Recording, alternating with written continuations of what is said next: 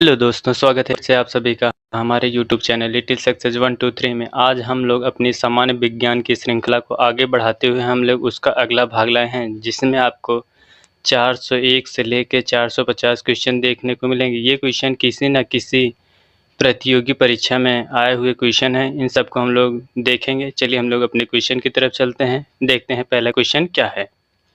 पहला क्वेश्चन आपको स्क्रीन पर दिख रहा होगा। पहला क्वेश्चन है, रक्त का रंग निम्न में से किसकी उपस्थिति के कारण लाल होता है। पूछा गया कि जो शरीर में जो रक्त होता है किस वजह से लाल होता है। लाल होने का कारण पूछा गया। आपको ऑप्शन दिया गया, number 1 cytochrome, number 2 chlorophyll, number 3 haemocyanin, number 4 haemoglobin. इसका सही ऑप्शन होता है हीमोग्लोबिन के कारण हमारा रक्त लाल होता है। क्लोरोफिल के कारण पत्तियां हरे रंग की होती हैं। अगला क्वेश्चन देखते हैं क्या है। अगला क्वेश्चन है, हीमोग्लोबिन में निम्नलिखित में से कौन सी धातु मौजूद होती है। आपसे पूछा गया जो हीमोग्लोबिन होता है मानव रक्त में, उसमें कौन सा धातु मौजूद होता है। नंबर 1 निकेल, नंबर 2 लोहा, नंबर 3 कॉपर, नंबर 4 जिंक। इसका सही ऑप्शन होता है लोहा, हीमोग्लोबिन में उपस्थित रहता है। अगला क्वेश्चन देखते हैं। अगला क्वेश्चन है, मानव शरीर में हीमोग्लोबिन का कार्य है। आपसे पूछा गया कि जो हीमोग्लोबिन होता है इसका क्या कार्य होता है। नंबर 1 होता है ऑक्सीजन का परिवहन करना, नंबर 2 जीवाणुओं को नष्ट करना, नंबर 3 रक्त अल्पता को रोकना, नंबर 4 लौह के उपयोगी बनाना। इसका सही ऑप्शन होता है ऑक्सीजन का परिवहन करना। हमारे शरीर में हीमोग्लोबिन का कार्य होता है। अगला क्वेश्चन देखते हैं। अगले क्वेश्चन देखिए है, हीमोग्लोबिन के बारे में निम्नलिखित कथन पर विचार कीजिए। आपसे पूछा गया है जो आप हीमोग्लोबिन से संबंधित 4 कथन दिए हैं और आपको कोड दिए गए, जो कोड सही होगा वो आपको बताना होगा। नंबर 1 दिया है, रक्त में ऑक्सीजन का संचार होता है। नंबर 2 यह लौह युक्त यौगिक है। नंबर 3 यह कुछ रोगों के प्रति प्रतिरक्षा प्रदान करता है। नंबर 4 यह रक्त को लाल रंग प्रदान करता है। आपको जो सही कथन दिए गए नंबर 1 में 1, 2 और 3, नंबर दूसरा 1, 3, 4, नंबर 3 2, 3, 4, नंबर 4 1, 2, 4। आपको सही ऑप्शन बताना है। अभी आपने इसके पहले जस्ट इसके ऊपर क्वेश्चन देखा था कि हीमोग्लोबिन का कार्य होता है ऑक्सीजन का संचार एवं संवहन करना या परिवहन करना। पहला ऑप्शन ये सही होगा। अब देख लेते हैं, एलिमिनेट करना है, इसी क्वेश्चन से सीख लेते हैं क्या है। अगर देखा जाए तो पहला ऑप्शन होगा, तो पहला इसमें नहीं है तो ये ऑप्शन हट जाएगा।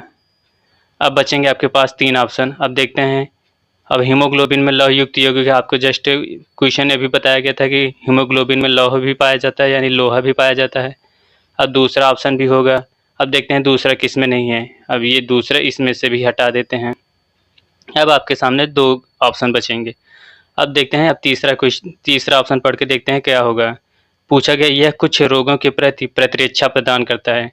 यहाँ प्रतिरक्षा प्रदान नहीं करता है। प्रतिरक्षा प्रदान हमारा शरीर में करता है जो होता है WBC का कार्य होता है, जो वाइट ब्लड कार्पल्स होता है उसका कार्य होता है। इस हिसाब से ये हीमोग्लोबिन का कार्य नहीं है। अगर हम तीसरा ऑप्शन गलत काट देते हैं तो हमारे पास एक ही ऑप्शन बचेगा जो सही होगा। हमारा चौथा ऑप्शन जो होता है वो सही होता है। यह रक्त को लाल रंग भी प्रदान करता है। जस्ट आपने अभी क्वेश्चन को सॉल्व किया था। तो अगला क्वेश्चन देखते हैं क्या है। अगला क्वेश्चन देखिए, नीचे एक अभिकथन और एक कारण दिया गया है। अभिकथन जो है ये जो अभिकथन को ए से दर्शाया गया है। कहा गया है खून का रंग लाल रंग हीमोग्लोबिन की वजह से होता है। नंबर इसका कारण जो दिया गया है, हीमोग्लोबिन एक लाल वर्णक है। इसका सही विकल्प चुनना है। आपको पहला विकल्प दिया है ए और आर दोनों सही है, और आर जो है ए का उचित व्याख्या करता है। और दूसरे में दिया है ए और आर दोनों सही हैं परंतु आर ए की उचित व्याख्या नहीं करता है। नंबर 3 ए सही है लेकिन आर गलत है। नंबर 4 ए और आर दोनों गलत हैं। इसका सही ऑप्शन होता है कि पहला ऑप्शन ए और आर दोनों सही हैं। ए जो आर है ए की उचित व्याख्या करता है। आपको अभी बताया गया था कि खून का रंग लाल हीमोग्लोबिन की वजह से होता है। हीमोग्लोबिन का कार्य जो होता है इसमें लाल वर्ण का होता है। इस वजह से ये दोनों कथन सही हुए हैं, और ये जो लाल होना हीमोग्लोबिन के कारण होता है इस वजह से ये उसकी उचित व्याख्या कर पा रहा है। अगला क्वेश्चन देखते हैं। अगला क्वेश्चन है, रक्त प्लेटलेट यानी बिंबाणु के संदर्भ में निम्नलिखित में से क्या सही है। जो रक्त प्लेटलेट पूछा गया है या बिंबाणु पूछा गया है कि इसमें क्या ऑप्शन सही है। नंबर 1 उन्हें थ्रोम्बोसाइट्स भी कहते हैं। नंबर 2 उनमें प्रमुख अभिकेंद्रक होते हैं। नंबर 3 ये फेगोसाइटोसिस में निहित रहते हैं। नंबर 4 उनमें हीमोग्लोबिन नामक पिगमेंट होता है। इसका जो सही ऑप्शन होता है इसमें पहला होता है थ्रोम्बोसाइट्स पाए जाते हैं रक्त प्लेटलेट में। अगला क्वेश्चन है फाइब्रिनोजन किसके द्वारा फाइब्रिन में परिवर्तित होता है। पूछा गया जो फाइब्रिनोजन होता है किसके द्वारा फाइब्रिन में परिवर्तन होता है। Number 1 prothrombin, number 2 thrombokinase, number 3 thromboplatelets, number 4 thrombin. इसका जो सही ऑप्शन होता है जो थ्रोम्बिन होता है इसकी वजह से फाइब्रिनोजन फाइब्रिन में परिवर्तन होता है। अगला क्वेश्चन न्यूट्रोफिल्स और लिम्फोसाइट्स का उद्गम होता है। आपसे पूछा गया है कि जो न्यूट्रोफिल्स और लिम्फोसाइट्स होता है उसका उद्भव कहाँ से होता है, मतलब उसका जन्म कहाँ से होता है। नंबर 1 विक्की नलिका से, नंबर 2 तिल्ली से, नंबर 3 अस्थिमज्जा से, नंबर 4 लसिका पर्व से। इसका जो सही ऑप्शन होता है जो हमारी अस्थिमज्जा होती है वहीं से इनका न्यूट्रोफिल्स और लिम्फोसाइट्स का निर्माण या उद्गम होता है। अगला क्वेश्चन है मानव रक्त प्लेटलेट्स डैश डैश आपको रिक्त स्थान भरना है। जो आप 4 ऑप्शन दिए गए उसमें जो सही ऑप्शन होगा वहीं रिक्त स्थान पे भरना है। छोड़ते हैं जो रक्त के थक्के बनने में मदद करता है। आपसे पूछा गया कि जो रक्त प्लेटलेट होता है थक्का बनने में किसकी वजह से मदद होता है। Number 1 prothrombin, number 2 fibrin, number 3 fructose, number 4 sucrose. इसका सही ऑप्शन होता है प्रोथ्रोम्बिन जो होता है वो रक्त को थक्का बनने में मदद करता है। फ्रुक्टोज जो होता है फल में पाया जाने वाला रसायन है। सुक्रोज जो होता है ये गन्ने में पाया जाता है। अगला क्वेश्चन देखते हैं क्या है।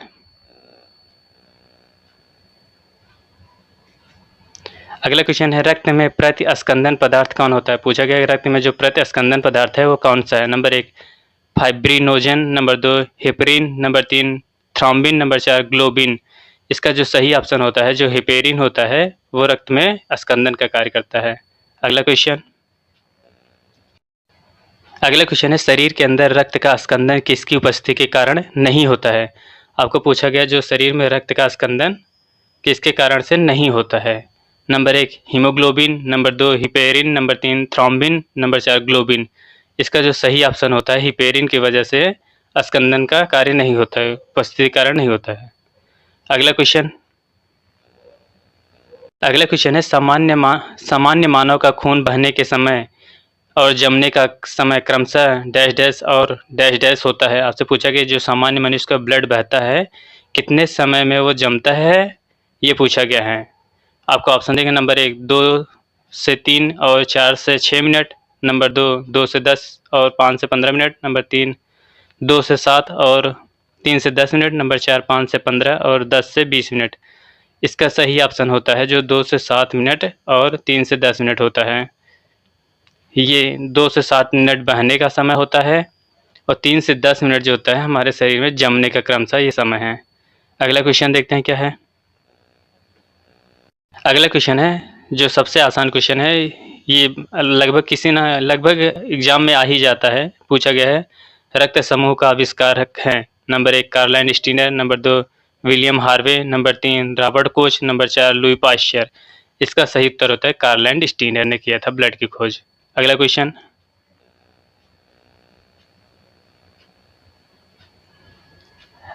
दिया गया है ए, बी और ओ। ये आपको जो ए और बी और ओ जो दिए गए ब्लड ग्रुप दिया गया है कि खून ग्रुप प्रणाली का आविष्कार किसने किया था। आपको पूछा गया blood group A, blood group B, blood group O की खोज किसने की थी। नंबर 1 कार्ल कोलर ने, नंबर 2 मॉरिस हेल्लेमैन ने, नंबर 3 कार्लाइन स्टीनर ने, नंबर 4 एडवर्ड जेनर ने। इसका सही ऑप्शन होता है कार्लाइन स्टीनर ने blood group A, blood group B, blood group O की खोज की थी। अगला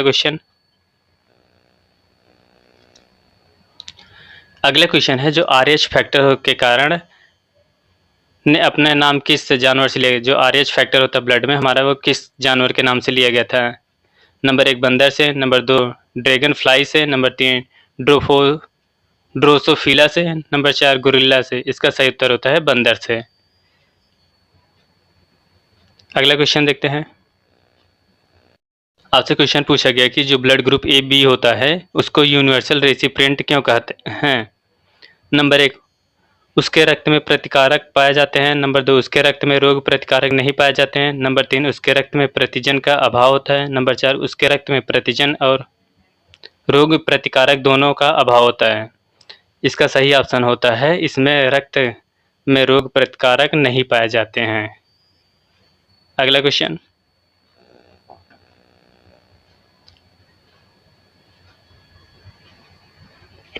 अगला क्वेश्चन है जो ए बी रक्त समूह में आपसे पूछा गया, ए बी रक्त समूह में क्या पाया जाता है और क्या नहीं पाया जाता है। नंबर 1 एंटीजन नहीं होते हैं, नंबर 2 एंटीबॉडी नहीं होता है, नंबर 3 ना तो एंटीजन होता है ना ही एंटीबॉडी पाई जाती है, नंबर 4 एंटीजन तथा एंटीबॉडी दोनों पाए जाते हैं।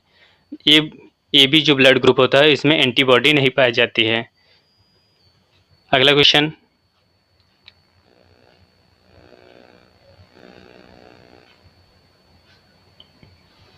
अगला क्वेश्चन जो है ए बी रक्त वर्ग वाला व्यक्ति एक है। आपको दिया गया नंबर ए और बी और ओ रक्त वर्ग वाले लोगों का रक्त का दान कर सकता है। नंबर 2 सार्वभौमिक रक्तदाता कहा जाता है। नंबर 3 किसी भी वर्ग से रक्त ले सकता है। नंबर 4 न तो एक सार्वभौमिक प्राप्त करता है और न ही एक सार्वभौमिक दाता है। इसका सही ऑप्शन होता है कि वह किसी भी वर्ग से रक्त ले सकता है। अगला क्वेश्चन,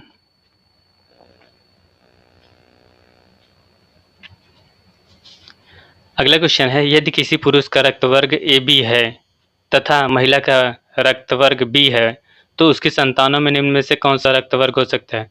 आपको क्वेश्चन दिया गया कि अगर पुरुष का रक्त समूह ए बी है तो महिला का रक्त समूह बी है तो संतान में कौन सी रक्त वर्ग हो सकता है। Number 1 A B, number 2 B, number 3 A, number 4 O. आपको क्वेश्चन जो है कि अगर कोई पुरुष है, यहाँ पुरुष हो गया, महिला हो गया। आपको पुरुष का जो ब्लड ग्रुप दिया गया है ए बी दिया गया है। अब आपको महिला का ब्लड ग्रुप भी दिया गया है। अब पूछा गया है कि संतान का कौन सा ब्लड ग्रुप होगा।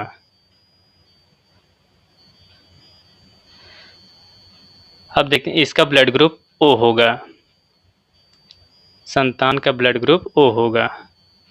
अगला क्वेश्चन देखते हैं,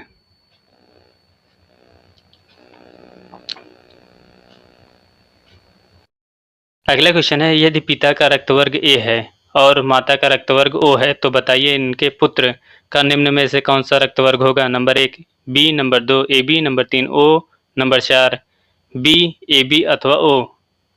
चलिए इसका देखते हैं क्या है। यहाँ इसमें कहा गया है पिता का रक्त ग्रुप ए है और माता का रक्त ग्रुप ओ है। अब संतान का पूछा है क्या होगा।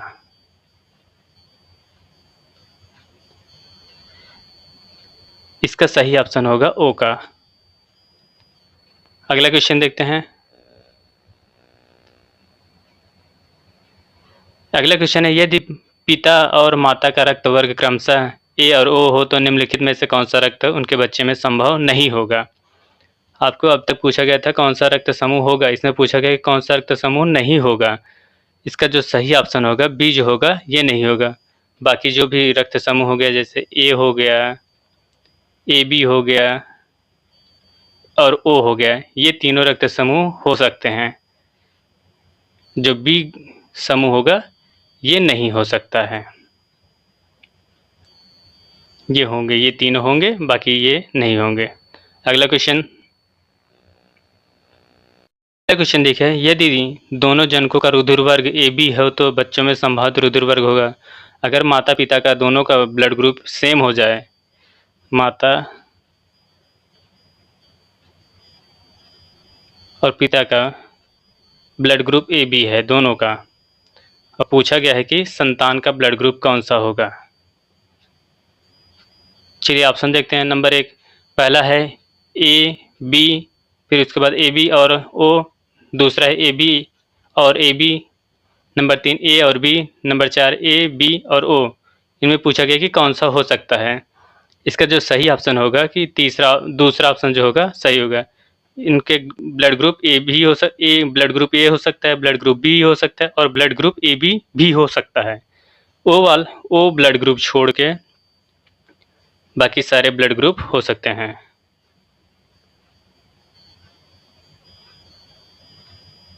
अगला क्वेश्चन देखते हैं क्या है।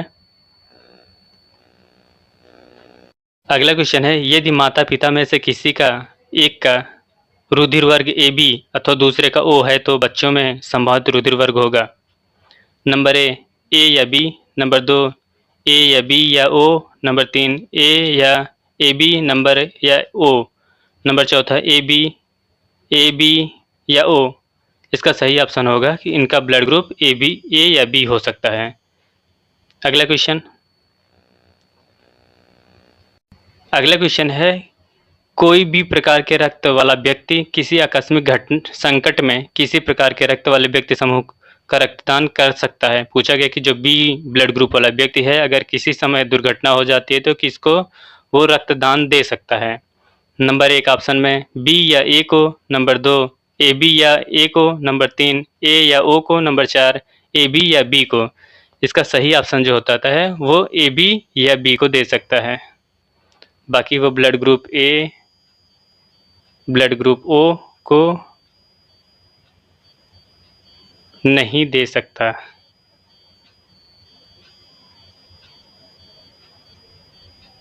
नहीं दे सकता है। अगला क्वेश्चन है, रक्त समूह ओ वाला व्यक्ति किस रक्त समूह के व्यक्तियों को रक्त ले सकता है। पूछा गया कि जो ब्लड ग्रुप ओ वाले होते हैं वो किससे रक्त ले सकते हैं। नंबर 1 केवल ए बी से, नंबर 2 ए बी या ओ से, नंबर 3 ओ और ए बी से, नंबर 4 केवल ओ से। इसका सही ऑप्शन होता है ब्लड ग्रुप ओ वाले केवल ओ वाले से ले सकते हैं, बाकी वे ब्लड को दे सकते हैं किसी को भी, लेकिन ले सकते हैं केवल ओ से। अगला क्वेश्चन है, निम्नलिखित में से किस रक्त समूह को सार्वभौमिक दाता कहा जाता है। आपसे पूछा गया कि वह कौन सा ब्लड ग्रुप है जिसको सार्वभौमिक दाता कहा जाता है। Number 1 A, number 2 B, number 3 A B, number 4 O. इसका सही ऑप्शन होता है कि ओ को हम सार्वभौमिक दाता कहते हैं और ए बी को हम सर्वग्राही कहते हैं।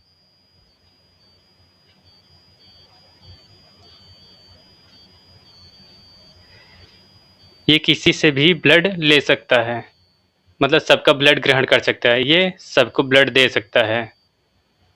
अगला क्वेश्चन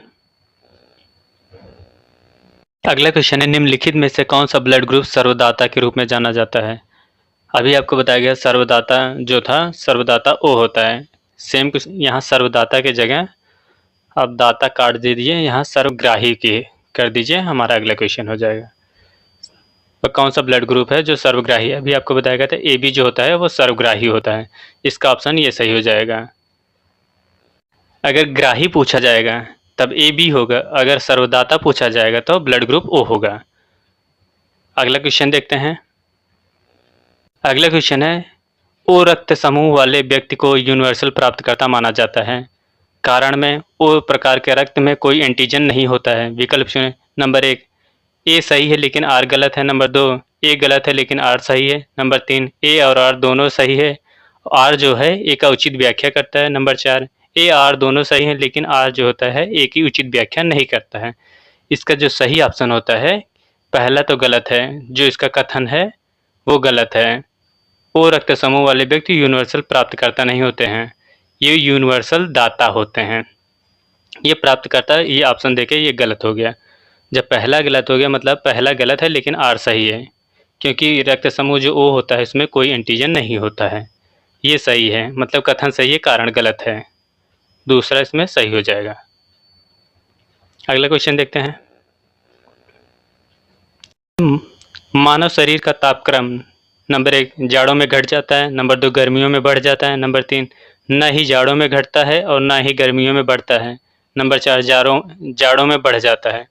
इसका सही उत्तर होता है तीसरा, न जाड़ों में घटता है और न ही गर्मियों में बढ़ता है। अगला क्वेश्चन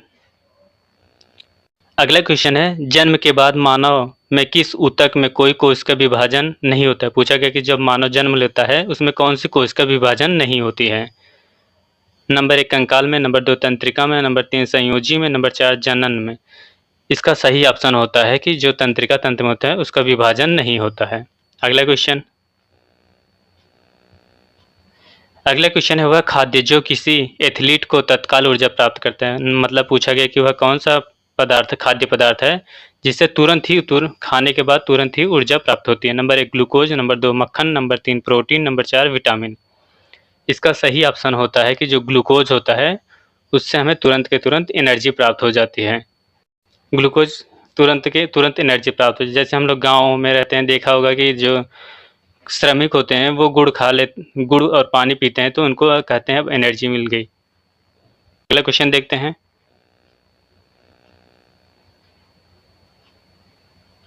अगला क्वेश्चन है प्रचुरतम मात्रा में खाद्य प्रोटीन के 2 ज्ञात स्रोत निम्न कौन है? नंबर 1 मांस और अंडे, नंबर 2 दूध और पत्तेदार सब्जियां, नंबर 3 सोयाबीन और मूंगफली, नंबर 4 कुछ शैवाल और अन्य सूक्ष्मजीव। इसका सही ऑप्शन होता है सोयाबीन और मूंगफली। सोयाबीन में 43% प्रोटीन पाई जाती है। अगला क्वेश्चन।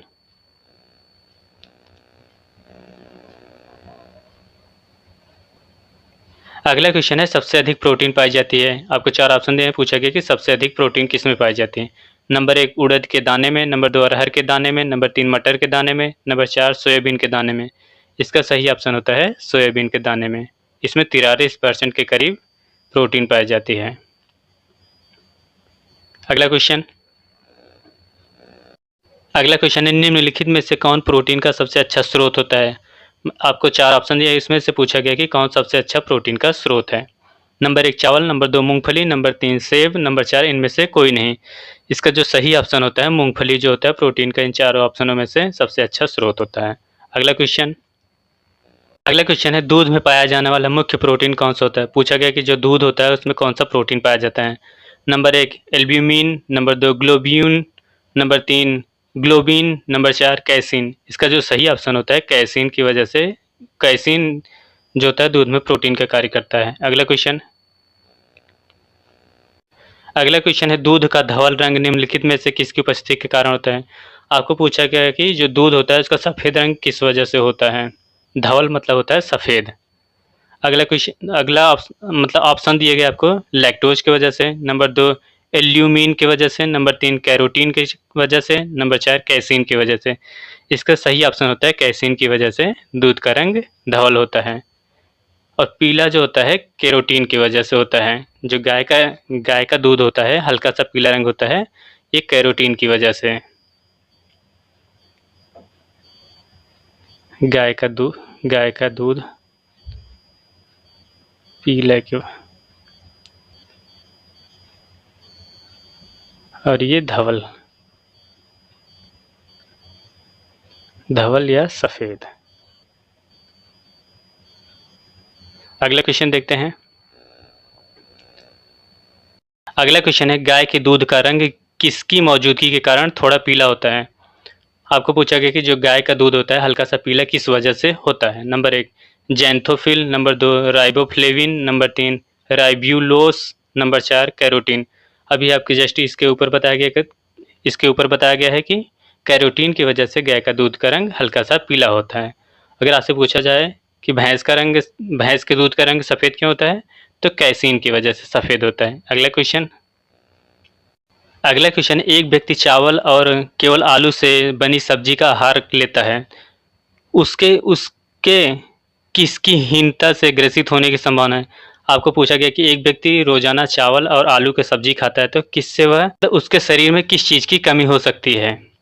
नंबर 1 कार्बोहाइड्रेट व विटामिन, नंबर 2 प्रोटीन व वसाएं, नंबर 3 कार्बोहाइड्रेट व प्रोटीन, नंबर 4 केवल प्रोटीन। इसका सही ऑप्शन हो जाता है कि उसके शरीर के अंदर प्रोटीन और वसाओं की कमी हो जाएगी। अगला क्वेश्चन निम्नलिखित में से यौगिक के किस समूह को सहायक आहार का कारक कहा जाता है?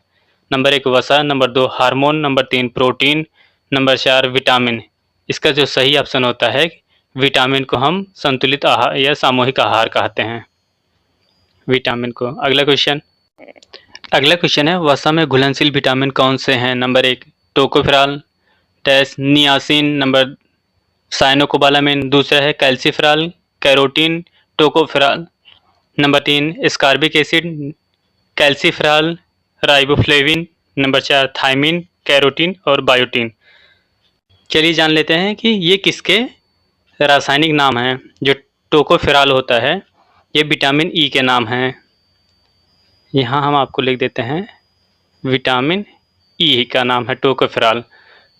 और जो होता है नियासिन होता है विटामिन B3 का नाम। ये B3 का नाम जो साइनोकोबालामिन हो गया B12 का नाम होता है। और कैल्सीफेरॉल जो होता है विटामिन डी का नाम होता है। और जो कैरोटीन होता है किसी विटामिन का नाम नहीं है, ये वैसे दिए गए। जो टोकोफेरॉल होता है ये विटामिन ई का नाम होता है। और एस्कॉर्बिक एसिड जो होता है विटामिन सी का रासायनिक नाम है। और जो कैल्सीफेरॉल होता है विटामिन डी का नाम होता है। राइबोफ्लेविन जो होता है B2 का नाम होता है। और जो थायमिन होता है विटामिन B1 का नाम होता है। और कैरोटीन किसी विटामिन का नाम नहीं है। और बायोटीन जो होता है B7 का नाम होता है। और इसमें पूछा गया है कि वसा में घुलनशील विटामिन कौन से होते हैं। वसा में घुलनशील विटामिन के नाम होते हैं A, D, E, K। ये वसा में घुलनशील होते हैं। और जल में जो होते हैं केवल B और C होते हैं। अब देख लेते हैं कि इसमें कौन से ऑप्शन मिलते हैं। वसा में होते हैं A, D, E, K। अब देखते हैं जिसमें B और C होगा उसको छोड़ देंगे, बाकी जो होगा वो सही ऑप्शन होगा।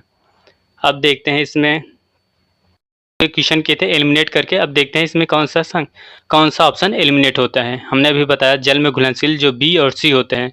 अब देखते हैं B किस में पहले में B होए, ये होगा नहीं।